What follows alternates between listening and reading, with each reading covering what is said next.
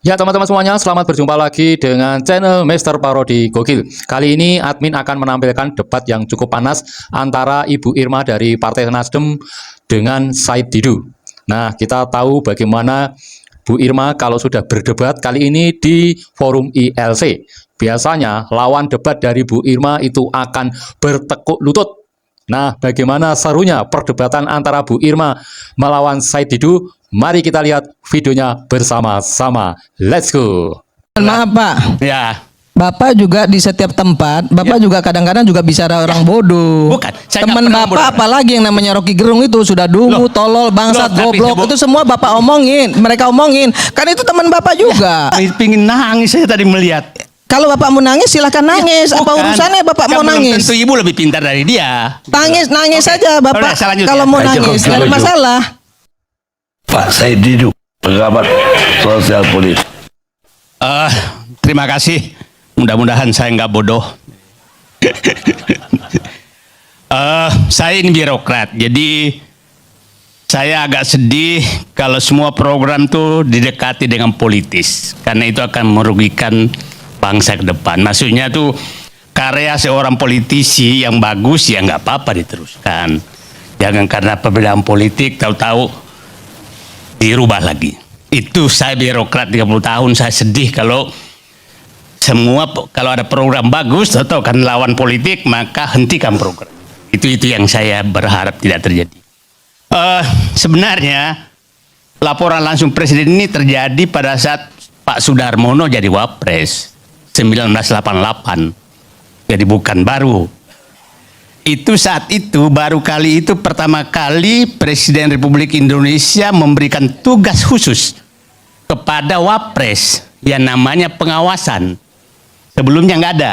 Maka dibentuklah kotak pos 5.000. Itu 88. Jadi bukan sesuatu yang jadi apa yang dilakukan Gibran sekarang ini mungkin sama dengan 88 karena datang juga gitu. Jadi maksud saya supaya publik paham.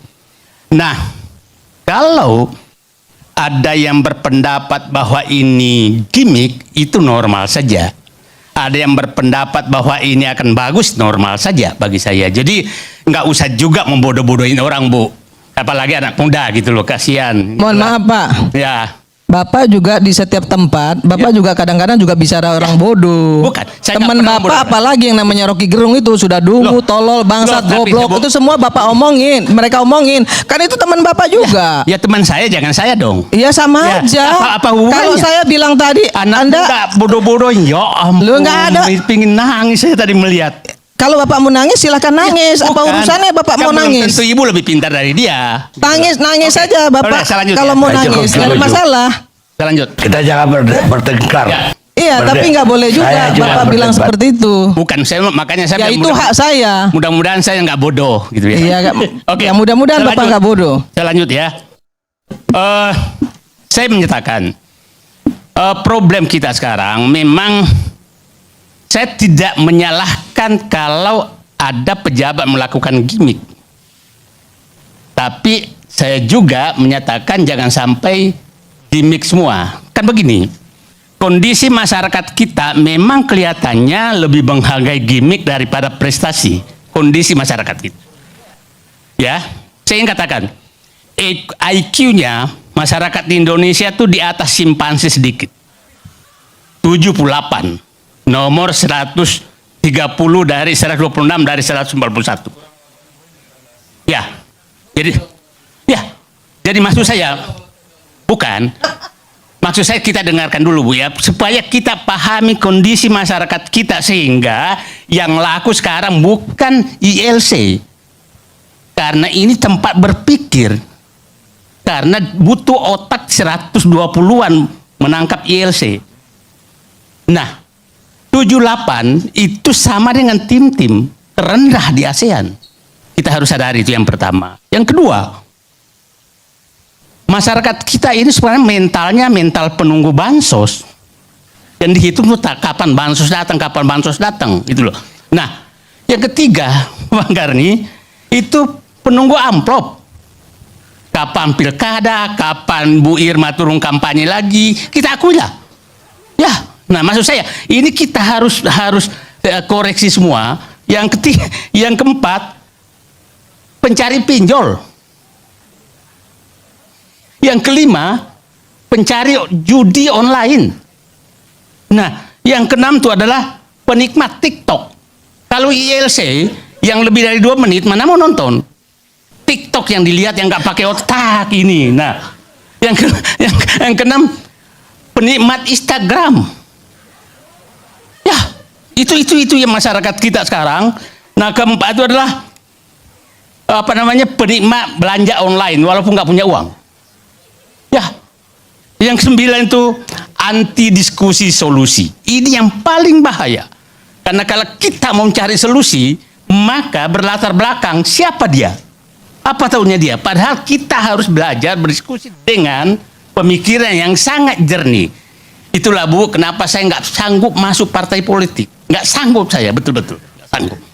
Karena saya ingin berdiskusi dengan akal yang sangat sehat. Oke, sekarang pertanyaan saya tadi, saya ingin menggambarkan Bang Karni, berapa lembaga, berapa manusia yang sudah disiapkan negara untuk melaksanakan tugas pelaporan ini. Oke, saya menghitung tadi kira-kira sampai tingkat kecamatan, itu ada 10.000 kantor yang melaksanakan tugas pengawasan. 10.000-an. Ada sekitar 250.000 orang ditugaskan negara, digaji oleh negara untuk melakukan itu. 250.000 orang yang tugasnya hanya itu. Saya katakan di pusat itu eksekutif, semua eksekutif kementerian lembaga ada namanya Irjen. Irjen ada 80 lembaga, itu kira-kira Irjen itu 100 orang lah. Berarti ada 8.000 orang di pusat. Yudikatif ada sekitar 5 lembaga, itu ada 5.000 orang. Legislatif, DPR, DPD, itu ada 711 orang yang tugasnya adalah menampung laporan. Jadi di pusat itu ada 13.000 orang Pak di Jakarta ini yang tugasnya menerima laporan. Nah, saya ingin menggambarkan nanti kenapa enggak ini yang dikelola, gitulah. Nah, yang provinsi itu kira-kira ada 15.000 orang yang ditugaskan menerima laporan, karena setiap provinsi itu ada inspektorat jenderal, inspektur, badan pengawas, ada juga yang vertikal, ada legislatif.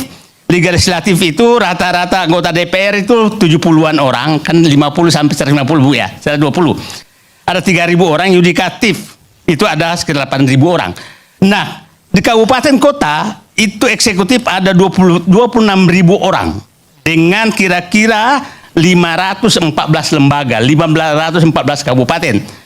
Legislatif juga gitu ada 18.000 anggota DPRD yang tugasnya menerima laporan. Yudikatif ada sekitar 25.000. Jadi di Polsek itu kecamatan itu ada 7.288 kecamatan. Kantor Polsek itu berhak menerima laporan. Jadi saya katakan, ini lembaganya sudah disiapkan oleh negara. Ada sekitar 10.000 kantor pelaporan, belum masuk LSM apa segala.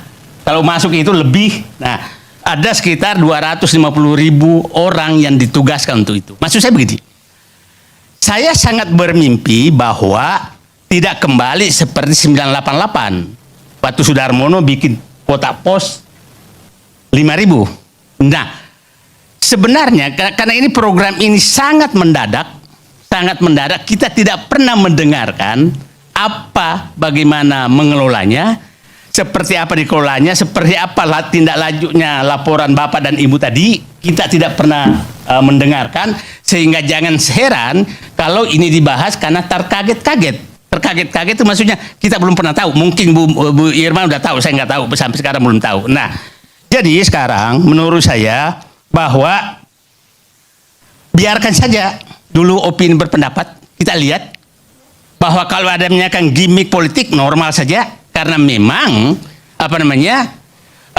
wapresnya juga agak suka gimmick, kan biasa saja, normal saja, jangan nggak usah nggak usah dinyatakan bahwa ini siapa, kita nggak tahu juga apa yang akan terjadi. Tapi prediksi saya,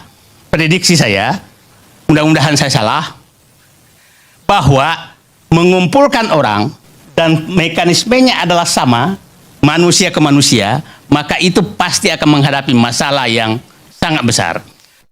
Boni Argen, pengamat politik. Terima kasih Bang Karni. Ini tema yang sangat menarik. Saya berpikir tadi Datuk mau mengangkat soal presentasi Pak Menteri Marwara Sirait yang hanya munculkan wajah Bapak Presiden tanpa Wakil Presiden. Katanya kita mendiskusikan soal Mas Wapres, lapor Mas Wapres. Demokrasi kontemporer memang hari ini dibentuk oleh kemajuan teknologi internet, itu sudah pasti. Dan kehadiran teknologi internet ini juga mengubah pola komunikasi dan interaksi antara masyarakat, baik individu maupun kelompok, dengan negara. Ya, ini satu kenyataan yang tidak bisa kita pungkiri. Konsekuensinya kemudian secara positif adalah terjadinya perluasan makna perwakilan politik di dalam demokrasi. Jadi hari ini ketika bicara soal perwakilan politik, menyampaikan aspirasi, agregasi kepentingan, bukan lagi hanya urusan partai politik atau anggota DPR. Itu urusan semua public official, pejabat publik. Nah, masyarakat bisa secara langsung kemudian mengakses mereka melalui internet, melalui saluran-saluran digital. Saya kira ini menuntut kemudian leadership. Kepemimpinan itu harus kreatif dan inovatif. Dan inilah yang terjadi di banyak negara maju. Hampir di semua negara maju ada tokoh-tokoh muda yang muncul dan menjadi hebat, rising star karena buat terobosan-terobosan di dalam hal pelayanan publik, di dalam hal kinerja publik mereka dalam konteks jabatannya. Dan hari ini kita melihat itu terjadi pada Pak Wapres Gibran Raka Buming Raka. Saya kira ini satu kemajuan yang normal saja, dan ini satu bentuk kontekstualisasi kekuasaan. Artinya menyelaraskan kekuasaan dengan konteks perkembangan zaman. Ini hal yang biasa dan justru seharusnya kita harus apresiasi dan monitoring, pengawasan, kritik itu juga perlu dalam rangka meningkatkan mutu dari dinamika inovasi macam ini. Jadi bagi saya ini hal yang harusnya kita apresiasi. Lalu yang kedua, di dalam sistem presidensial memang kekuasaan itu berpusat kepada presiden sebagai kepala negara dan kepala pemerintahan. Itu tidak bisa dipungkiri. Tetapi mekanisme pemilihan langsung di dalam pemilu membawa konsekuensi bahwa presiden dan wakil presiden itu satu duit tunggal, dua tapi satu. Maka mereka akan satu visi, satu misi. Nah, dalam hal ini kita sudah memahami dari awal asta cita yang menjadi refleksi gagasan besar pemerintahan Presiden Prabowo dan Wakil Presiden Gibran.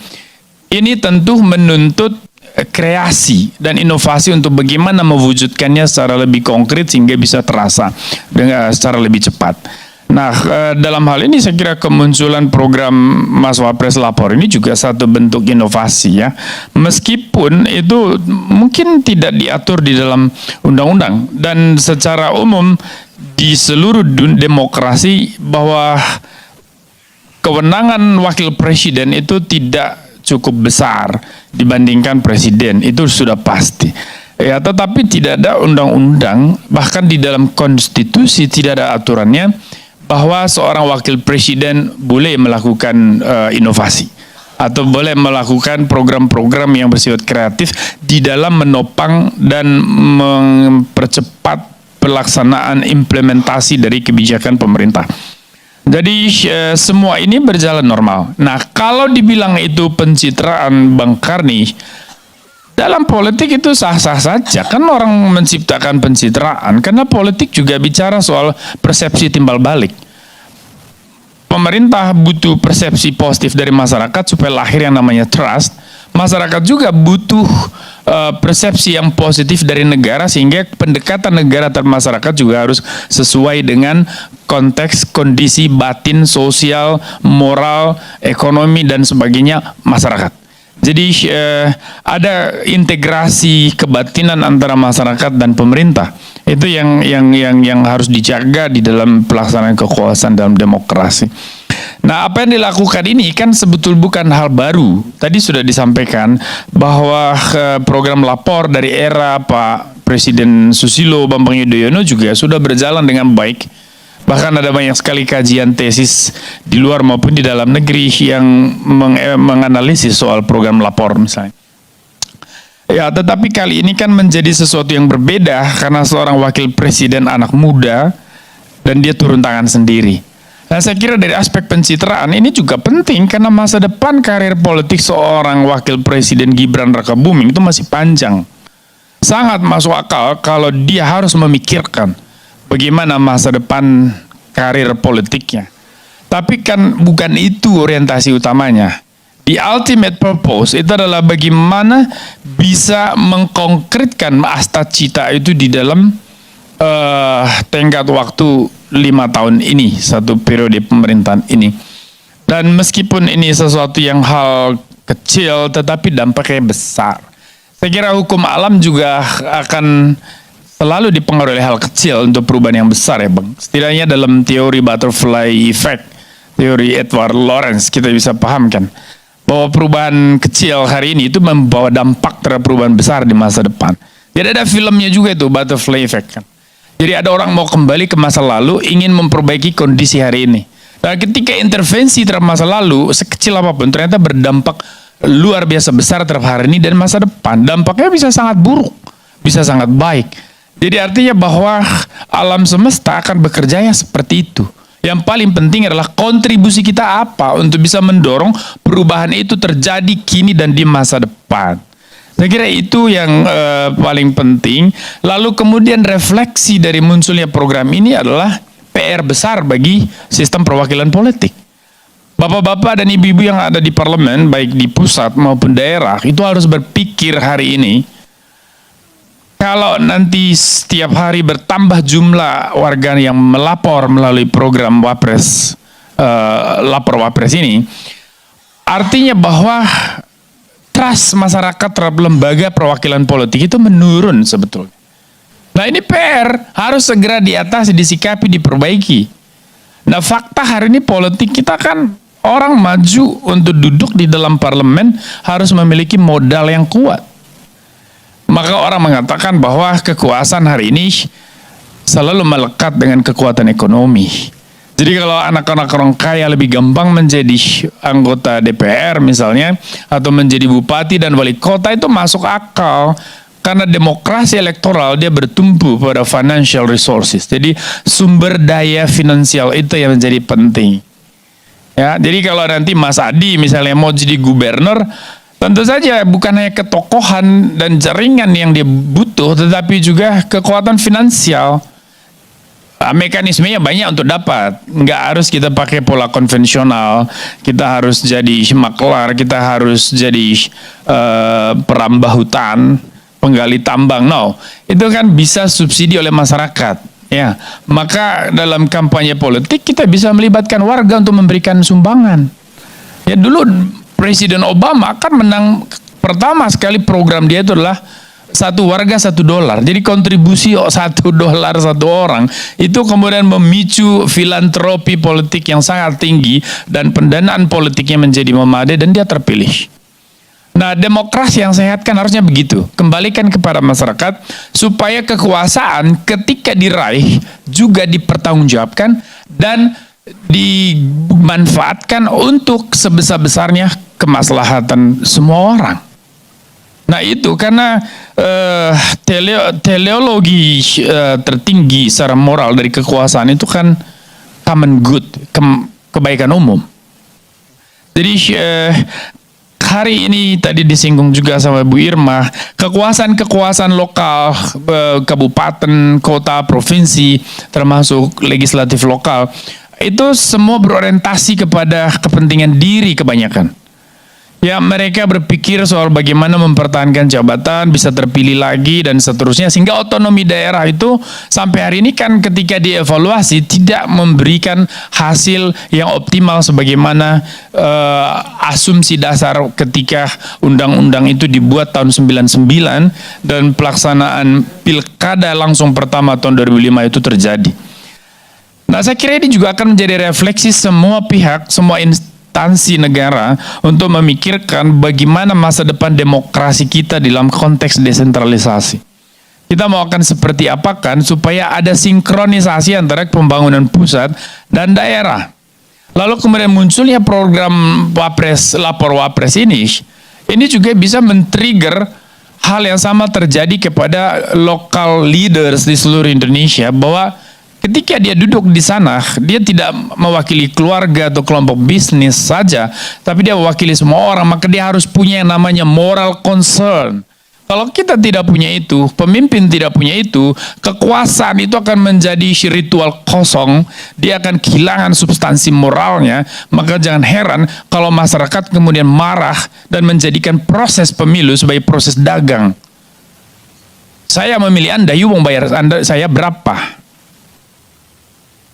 Nah, ini yang terjadi sekarang. Jadi pendangkalan nilai, pendangkalan makna kekuasaan dan makna demokrasi di dalam kenyataan itu, Bang. Jadi saya kira kita harus start dengan berpikir positif saja, bahwa apa yang dilakukan oleh Mas Wapres ini di dalam rangka menunjukkan kinerjanya, meskipun tentu saja ada kepentingan pribadi soal pencitraan, dan itu sah. Tidak ada hukum yang dilanggar dan secara moral itu juga tidak problematis. Terima kasih, Bang. Itu saja dari saya. Ya teman-teman, itu tadi debat panas antara Ibu Irma dari Partai Nasdem dan Said Didu. Di dalam banyak kesempatan, terutama di forum ILC, Bu Irma ini berhasil membuat tidak berkutik lawan debatnya. Oke, sampai di sini. Buat teman-teman, salam sukses selalu.